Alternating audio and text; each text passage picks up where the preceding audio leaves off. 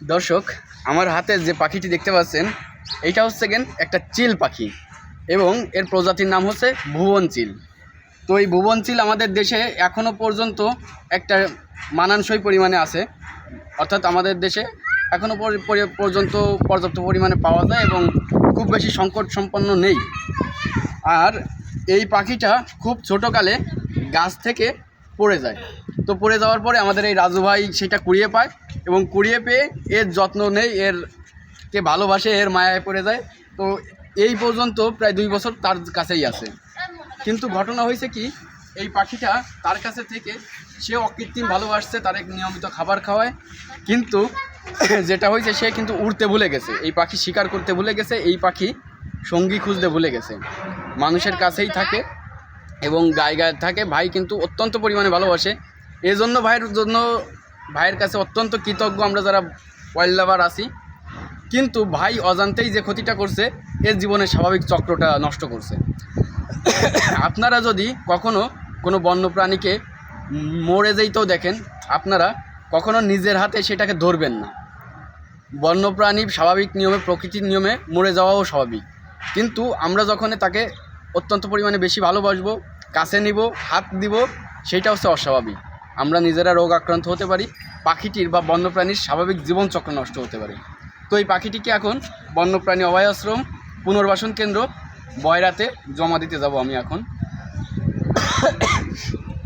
আর তবে এইখানে যারা স্থানীয় আছে, আমাদের মিনহাজ মোর্শেদ ভাই হচ্ছে এইটা ফেসবুকে পোস্ট করেন এবং তার থেকে আমি এইটা জানতে পারি যে এইখানে একটা বন্যপ্রাণী ভুবন চিল আছে। আমি এইটা রেস্কিউ করতে আসি এবং আমাদের এই যে সহযোগী ভাই ব্রাদার যারা আছে তাদের জন্য কিন্তু ধন্যবাদ থাকবে, তাদের প্রতি কৃতজ্ঞতা থাকবে যে তারা একটা বন্যপ্রাণীর প্রতি ভালোবাসা তো দেখাইছে, সেটা ভুল পদ্ধতি হোক বা সঠিক পদ্ধতি হোক, সবার মনে বন্যপ্রাণীর প্রতি ভালোবাসা জেগে উঠুক। সবাইকে ধন্যবাদ। ধন্যবাদ সজল, আমার ফেসবুক পোস্ট উপেক্ষা করে তুমি এখানে এসেছো। এবং আমি পাশাপাশি এটা বলতে চাই, শুধু ভুবন চিল নয়, আমাদের এই প্রকৃতিতে অনেক ধরনের পাখি রয়েছে যেগুলো হচ্ছে বাচ্চারা খেলার চলে ধরে থাকে, পালার উদ্দেশ্যে ধরে থাকে, বা অনেক সময় বিক্রি করার উদ্দেশ্যে অর্থাৎ খাওয়ার উদ্দেশ্যে কিন্তু ধরে থাকে। তবে এটা ঠিক নয়। আপনারা জানেন কোভিড-19 2019-20 সালে কিন্তু যে করোনা ভাইরাস ছড়িয়েছিল, সেটা কিন্তু একটা বাদুড়ের মাধ্যমে ছড়িয়েছিল। তো আমরা জানি না যে এই বন্যপ্রাণীর মধ্যে কোন ধরনের রোগ রয়েছে, এই পাখিটি কোনো রোগে আক্রান্ত হয়েছে কিনা, বা সেই রোগটা অচিরেই আমাদের শরীরে কিন্তু ঢুকে যেতে পারে। তো আমাদের সবাই খেয়াল রাখতে হবে যে প্রকৃতির যে নিয়ম, যে খাদ্য জাল, যে খাদ্য অভ্যাস যে ব্যাপারটা থাকে, পাখি যেমন পোকা খাবে, আবার পাখিকে বড় পাখিতে বা বনের বাঘ, বিড়াল, কচ্ছপ এগুলোতে খেয়ে থাকবে, এটাই স্বাভাবিক। তো যেমন সদর বলছিল যে পাখি যদি আমরা ধরে থাকি, এটা আমাদের জন্য হবে ভুল। বাঁচাতে গিয়েও কিন্তু আমরা অনেকটা পাখিকে যখন বাঁচার পরে ওটার প্রতি একটা মায়া জন্মে যায়, পাখিটিকে আমরা ধরে নিয়ে আসি, তখন আমরা নিয়মিত খাদ্য দিতে থাকি, তখন পাখি কিন্তু নিজে খাদ্য গ্রহণ করার জন্য যে কষ্টটা করার দরকার সেটা কিন্তু করে থাকে না, সে পরনির্ভরশীল হয়ে পড়ে, একটা মানুষের উপর নির্ভরশীল হয়ে পড়ে। অতএব আপনারা যারা বন্যপ্রাণী খাঁচায় আটকে রেখে পালার চেষ্টা করছেন, আপনাদেরকে অনুরোধ থাকবে এই পাখিগুলো যেন কোনোভাবে আপনারা আটকে রাখার চেষ্টা করবেন না, আপনারা এটাকে উন্মুক্ত করে দিন। এরা আকাশে বাতাসে উড়ে বেড়াবে, প্রকৃতির নিয়মে ঘুরে বেড়াবে, এতে করে পরিবেশের ভারসাম্য ঠিক থাকবে। তার মধ্যে ছোট্ট একটা এক্সাম্পল দিয়ে রাখি যে পাখি কীভাবে প্রাকৃতিক ভারসাম্য রক্ষা করে।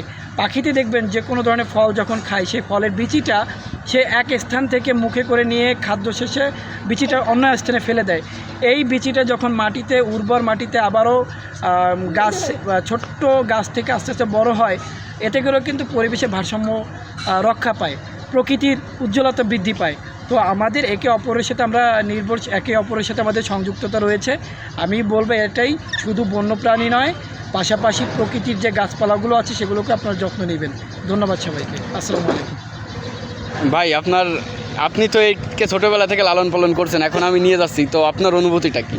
আমার অনুভূতি হইলো, আমি দীর্ঘদিন এই পাখিরা পালছি, আমার খুব মায়া জড়াই গেছে।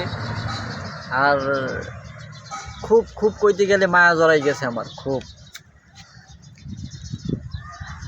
প্রিয় দর্শক, আপনারা দেখছেন যে আসলে রাজু পাখিটাকে, ছোট্ট একটা বাচ্চা, একদম উঠতে পারতো না, হাঁটতে পারতো না, ডানা মেলতে পারতো না, সেই অবস্থায় পাখিটিকে পেয়েছিল।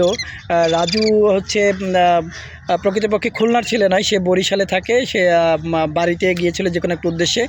তখন এই 2 দিন পাখিটি বিভিন্ন জায়গায় ঘুরে বেড়াচ্ছিল এবং উঠতে পারছিল না, এমনকি কুকুরের আক্রমণের শিকার হতে যাচ্ছিল। সেখান থেকে আমাদের এলাকার ছোট্ট একটি ভাই ফাইজুলকে একটু সামনে আনি। ফাইজুল সে পাখিটিকে উদ্ধার করে এবং পাখিটিকে উদ্ধার করার পরে সে আমাকে খবর দেয় এবং আমি পাখিটিকে নেওয়ার জন্য সজলকে খবর দিই এবং বয়রা যে পাখির যে আশ্রয় কেন্দ্র রয়েছে সেখানে কিন্তু পুনর্বাসন কেন্দ্র রয়েছে, এখানে কিন্তু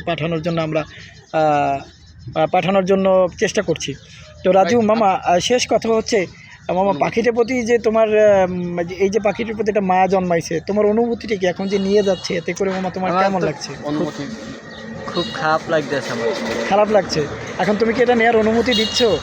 অনুমতি দিচ্ছি আমি। আচ্ছা, ধন্যবাদ। কেন অনুমতি দিচ্ছেন? কেন অনুমতি দিচ্ছেন? কারণ এটা বেঁচে থাকার একটা অধিকার আছে, তাই। বেঁচে থাকার অধিকার আছে, আর আমি সবসময় তো খেয়াল রাখতে এর পারি। একটা বেটার লাইফ। ধন্যবাদ।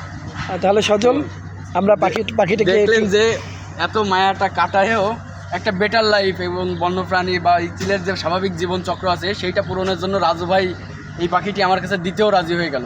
তো এগুলো আসলেই প্রশংসার দাবিদার। তো এখন এই যে পাখিটা আমি নিলাম বন্যপ্রাণী পুনর্বাসন কেন্দ্র বয়রাতে জমা দিয়ে, সেখানে এর ওড়ার জন্য, খাবার সংগ্রহের জন্য এবং সঙ্গী খোঁজার জন্য ট্রেনিং দেওয়া হবে। তারপরে প্রকৃতির উপযুক্ত হলে প্রকৃতিতে অবমুক্ত করা হবে। ধন্যবাদ সবাইকে। ধন্যবাদ।